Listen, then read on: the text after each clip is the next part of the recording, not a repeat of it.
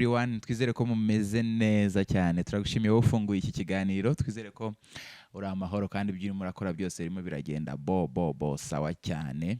Wakoze cyane gufungura iyi channel ya Ajabu ndetse na Diane, ni televiziyo. Aba rero ni nabo turi kumwe hano uyu mwanya, n'ababyeyi beza cyane. Mumeze mute? Tumeze neza. Musige muvugira rimwe mwari mwabipanze se? Oya, iyo abantu usanze iyo abantu babayemo ibintu byose bita bijyanira. Abatagivuga rumwe noneho biba ari ibibazo. Baba bafite ibibazo mu haba harimo akantu. Yes, twishimiye rero kubasanga ahangaha mu rugo rwanyu, by'umwihariko kuri iyi televiziyo yanyu. Yes. Diane ameze neza, tumuheruka afite ibiro bikeya, none hiyongereho n'ibindi, nabwo nubwo bikiri bikeya ariko hazajyaho n'ibindi. Ushaka ibindi nka bingahe Diane? Oya, ni ibi birahagije. Ibi birahagije. Ntabwo uratangira kunywa amavinegre n'indimu n'ibiki? Oya, sinabinywa. Yes, tubasanze rero mu rugo iwanyu, baheruka bamwe muri abagene uyu munsi Imana yabahaye umugisha wo kugira umwana. Yego, tugiye kugenda tuganire ku rugendo rwo gutwita, uruhare rwawe, uruhare rwa Pastor Ajabu, no kugeza Imana ibahaye umwana. Hari icyo abantu benshi bakuramo muri icyo kiganiro. Rero kugira ngo Imana bari yituyobora no kugira ngo umuntu abe blessed nibyo tugiye kuganira, turagira ngo dusenge Imana. Twakiriye Diane n'ubundi asenge. Mana Data wa twese uri mu ijuru, izina ryawe ryubahwe, tuguhaye icyubahiro. Tugushimiye ineza yawe n'uburinzi bwawe ku buzima bwacu. Tugushimiye ko waturinze tukaba twongeye guhura n'abavandimwe turi bazima. Icyubahiro kibi cyawe. Amen. Tukuragije kandi uyu mwanya tugiye kujyamo, Mwami Imana uyobore, utuyobore natwe, kandi buri jambo ryose turi buvugira ahangaha ribe iry'ingenzi ku bantu bawe Mwami Imana, kandi rigira umumaro kuri benshi, kugira ngo Databuja wera izina ryawe rihabwe icyubahiro. Urakoze rero, ukomeze utuyobore, ni mu izina rya Yesu Kristo dusenze. Amen. Amen. Turongeye turakwakira inshuti wowe ufunga iki kiganiro. Nitwa Fidele Gatabazi, turi kumwe na Ajabu ndetse na Diane. Nge rero nkora ubukwe, hari umuntu zari yarampanuriye ngo ntago nzabyara. Oya, reka umugome. No, bari babiri. Umwe arambwira ati none usibye no kubyara rero, ati wapi nta n'ikintu uzimarira gahunda wapi. None mwebwe nta makuru mwari mufite yenda cyangwa se ibintu nk'ibyo by'ibicantege? Njyewe nta kibazo nari mfite. Nta n'amakuru mabi nari mfite. N'ubuhanuzi nk'ubwo bw'ikigera. Uretse abantu nyine barwanya umuntu batagufitiye icyizere mu buryo bumwe cyangwa ubundi. Burya ubuzima bwa gisore bufite ukuntu umuntu ahora n'ibintu byinshi bitewe n'imibereho umuntu abayemo, ugasanga abantu nta cyizere bagufitiye. Ariko se ubundi uri muzima kubera ukuntu udakubagana. Yes, bakavuga ati ariko uriya mutipe nta genera posting umukobwa, aho aba nta umukobwa umusura. Ese buriya ni muzima. None ugasanga abantu rimwe na rimwe bavuga ati uriya musore banza hari ukuntu atizeye nawe ubwe arakabazo yaba afite. Ariko ibyo ngibyo umuntu aba yizi, abazi n'indangagaciro agenderaho kugira ngo yitware uko yitwara, ariko mu by'ukuri ntabwo biba ariyo realite y'uwo ari we. Yego. Diya, wowe nta buhanuzi wari warakiriye cyangwa se nyine wumva ufite nk'ubwoba bw'uko udashobora kubona umwana? Ntago byabura, ariko umuntu akabitesha agaciro. Njyewe kera nkiri n'umukobwa, hari umuntu wigeze kumbwira ibintu nk'ibyo, ko ntazabyara. Abigutuka? Ntabwo yabintutse, ahubwo yashatse no kubigiramo uruhare. Umutekinisi yashaka kubitekinika. Hanyuma n'Imana ikajya ibimbwira, ati hari oya, ikakubwira ko hari uburyo bagambiriye. Hari uburyo bagambiriye. Oya, ntabwo Imana yabibwiraga. Imana yambwiraga ahubwo iyo migambi, hanyuma nanjye nkamenya uko nsenga. abantu ikintu cya mbere bakwiye kumva tugeze ahantu ko ni Imana igamburuza imigambi y'incakura bashobora kugutekinika cyangwa se bakagira ibintu batongera ngo ntuzabone urubyaro cyangwa ntuzashake, ariko Imana ikabiburizamo igakora ikinyuranye. Uyu munsi Imana yabahaye umwana, turashima mu by'ukuri. Umenye ko wasamye, wabimenye ryari? Wabimenye ubona utumenyetso cyangwa wagiye kwa muganga urabimenye? Nabonye utumenyetso ariko tukancanga. Hanyuma mbaza abakuru barambwira ati ruka ujye kwa muganga. Hari haciye amezi 2 turi mu kwa gatatu kugiye gusoza. Tangira kwibaza uti narabitekerezaga. C'est vrai, aja natekereza cyangwa umubaza uti se nta kantu wari wumva? We yaratangiye kujya avuga ngo amezi 2 yose arashize. Namubaza se ufite icyo kibazo ati oya wese ntacyo wari ufite? Oya njye numvaga mu mutima wanjye numva ngomba kubyara, nta muntu wacu wigeze apfa nabi. Kavuga ati Imana ntacyo nayigomeye kubyanye nk'umwana ko ntakubaganye, ntawe wacu yigeze apfa nabi. Iyo myuka n'igihe yaheraho tugenda umurokore nasenze Imana ukumva ntushaka no kubyakira. Hari n'ibintu utaba ugomba guha karibu wa mugani mu mitekerereze yawe. Ibyo nanze kubiha n'umwanya, nkamubwira ati ariko rero ntabwo biratinda, n'abamara umwaka barabyara nkazo twebwe amezi 2 biracyari kare cyane. Ariko nyine nkabona we afite akantu ko gutangira kwibaza ukuntu ashobora kuba kumara amezi 2 abana n'umugabo ariko atarasama. None akubwira rero ko byemeye, yabanje no kubimpisha. Oh yes. Umunsi nige namwifatiye, umunsi abimenya bya wabimaranye igihe kingana iki? Umunsi wose. Wapo umunsi umwe ariko ntago ari mwinshi. Kuki se wumvaga ko watinze kubibwira Jabo? Nashaka kumutungura. Wamufashe ute se? Wamufashe ari guciragura ari we hari umuntu bavuganye w'inshuti yacu arabimubwira. None ngewe nza kubona message bandikiranye, nzibika mu mutima. Noneho ndavuga ati reka ntegereze ndebe ikintu ari buze kubimbwiramo.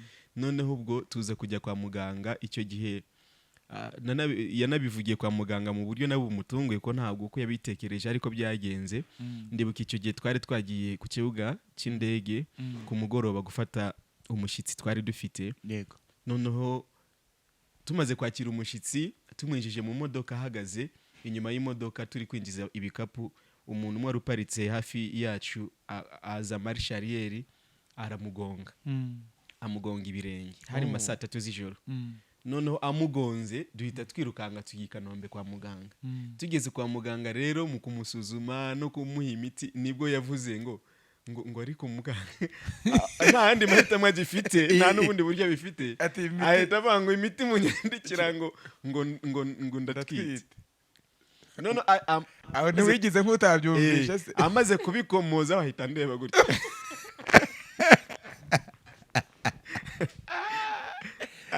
Ahita areba yibuka ko atabimbiye, asanga ntakunda abigenza.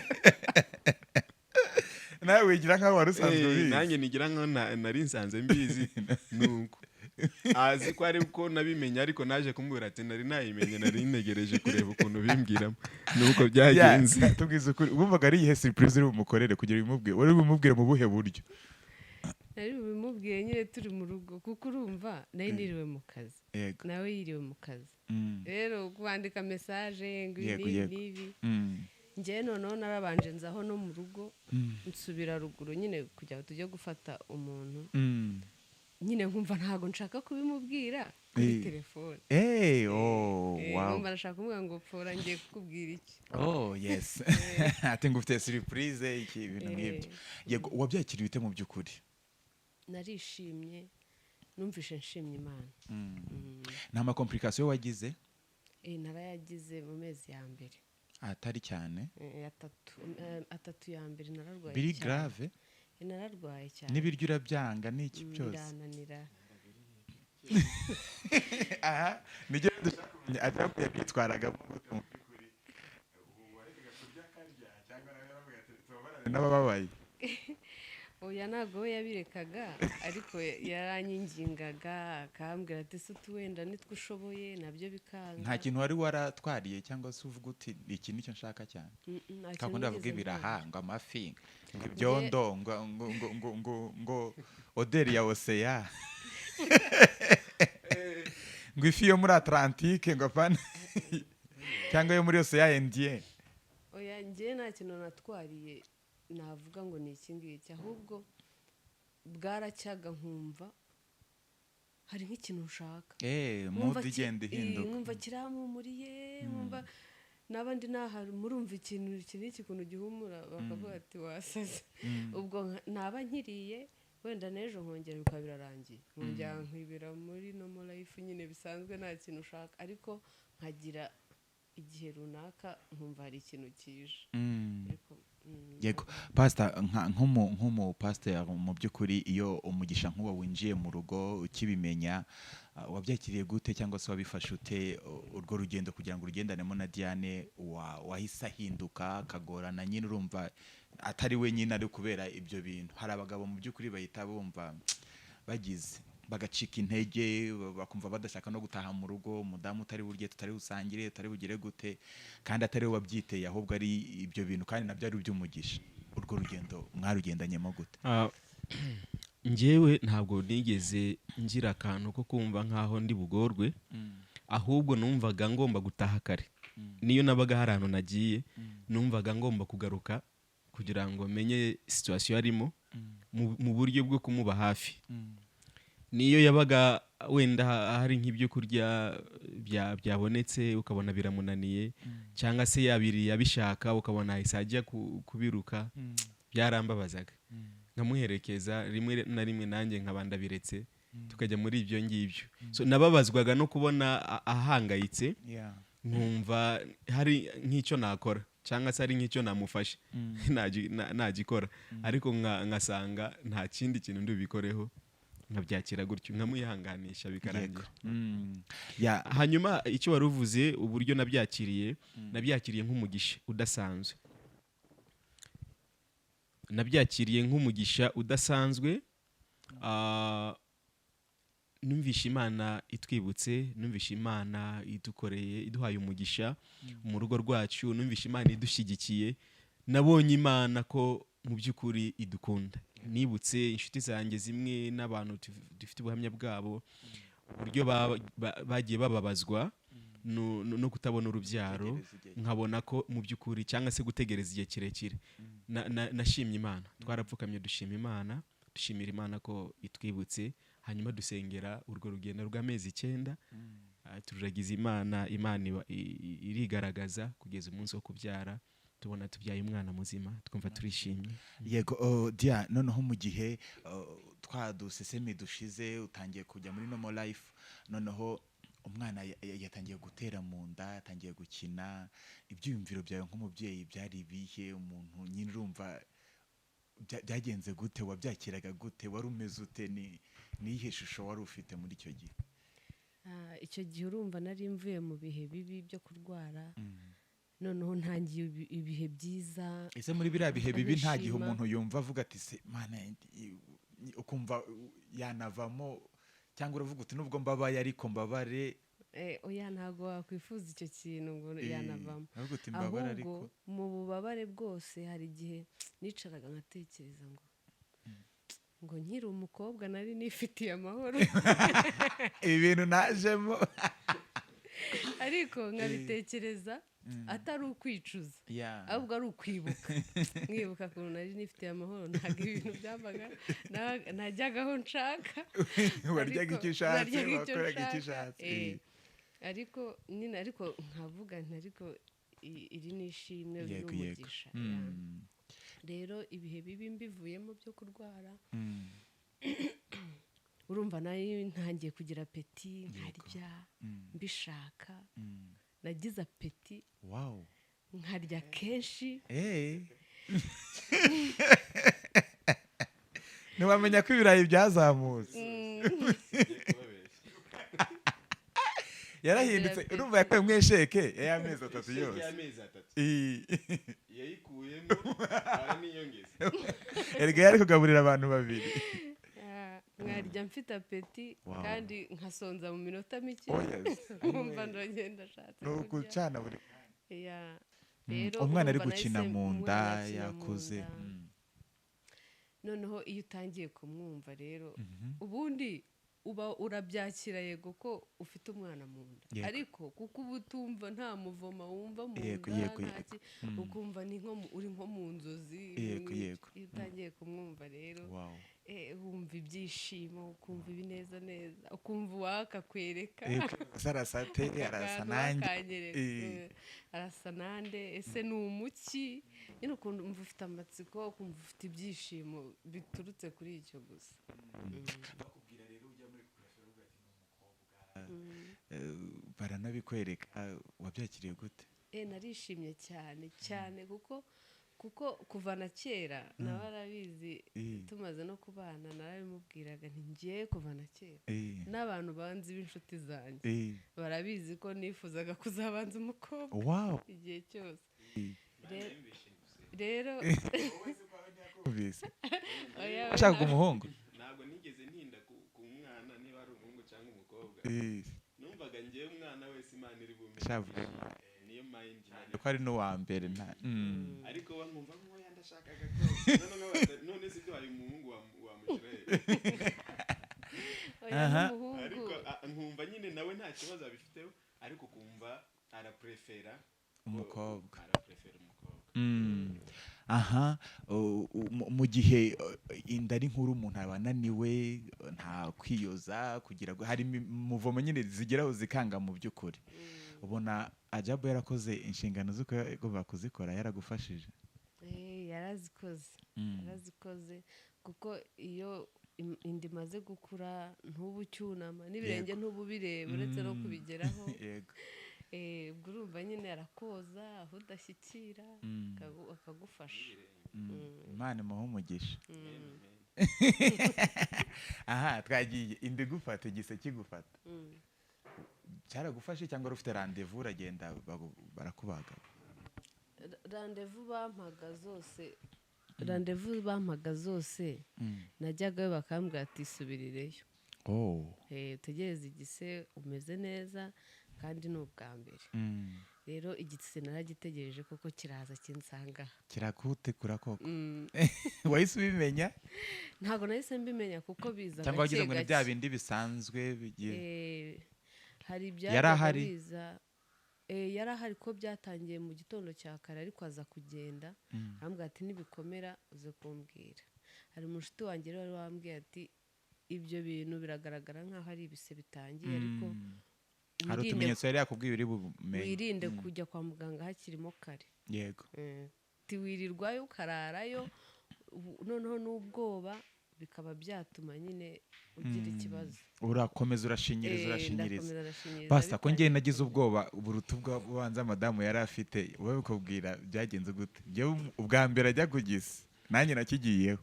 Aha, akimara kubimbwira noneho igitangaje navuye hano mu rugo yafashwe ariko bitari grave.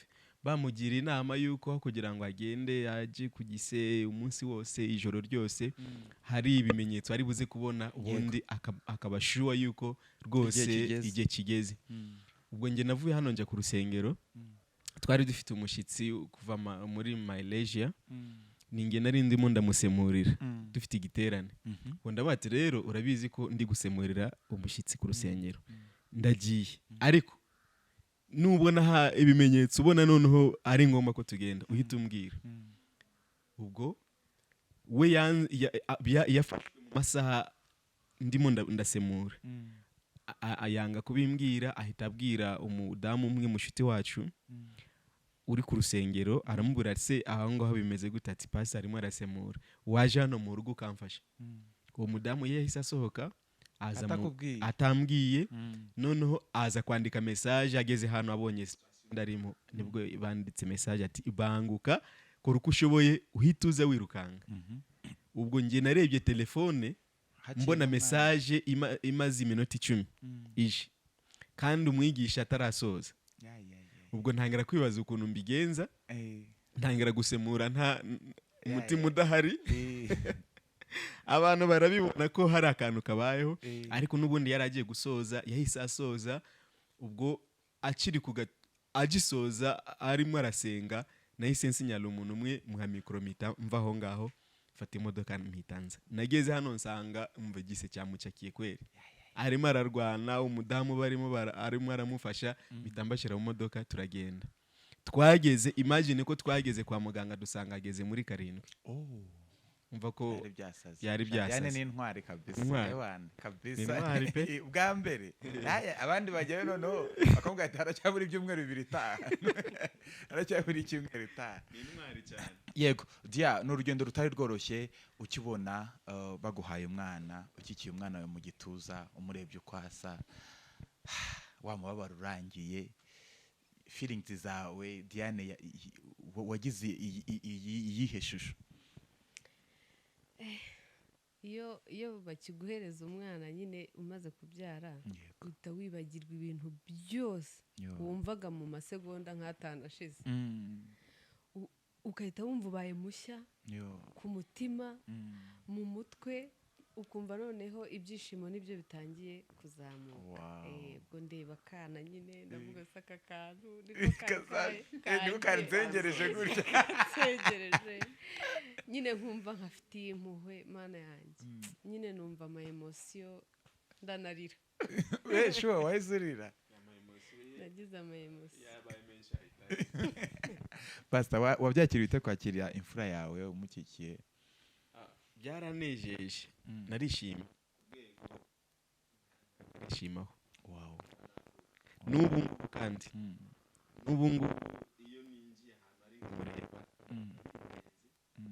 babinshimishije nta n'urugero rw'ibyishimo nta buryo nshobora kuvuga urugero rw'ibyishimo mba numva mfite na mama warabizi ndamukunda kuburyo hari n'igihe iyo nta gahunda idasanzwe mfite sinshobora kuva hano muri urugo mba ndi kumwe nawe dufatanije namwe gushima Imana yabahaye umwana yabaguye ikabakoraho umuryango ukomeye mu kiganiro cy'ubutaha tuzabwira abantu muzabasangiza nyine uburyo bwa parenthood uburyo bimeze muzabibabwira reka dushima Imana Pastor agesengere n'abantu hari abantu baba barebye iki kiganiro batarabona urubyaro bataragira gute cyangwa se hari uburyo ngo zabo zitameze neza ugatwita ukabyimenyera kandi ufite umugabo so tubasengere kugira ngo nabo Imana iba blessing ibagire neza yego karibu no gusenga senge Mana yacu tuguhaye cyubahiro turagushimye kuko uri Imana nziza kandi ukaba uri umubyeyi wacu mwiza dukunda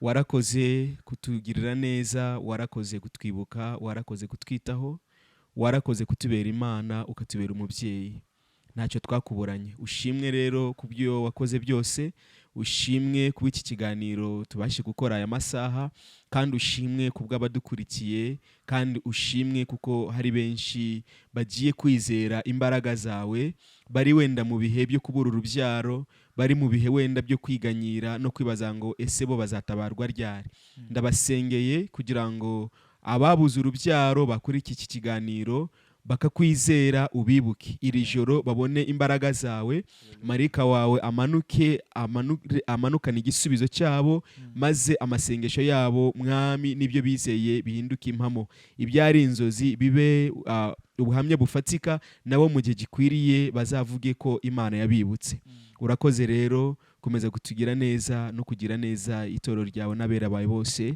mw'izina rya Yesu dusenze twizeye amen turagushimiye cyane wowe wari iki kiganiro Imana iguhe umugisha kandi niba ari ubwa mbere ugeze ahanga kuri icano ya Ajab ndetse na Diane ukande subscribe cyangwa se s'abone kugira ngo ujye ubona ko hari ibiganiro bishya bashyizeho turabashimiye family Imana ibahe umugisha mubwire abantu ngo bye bye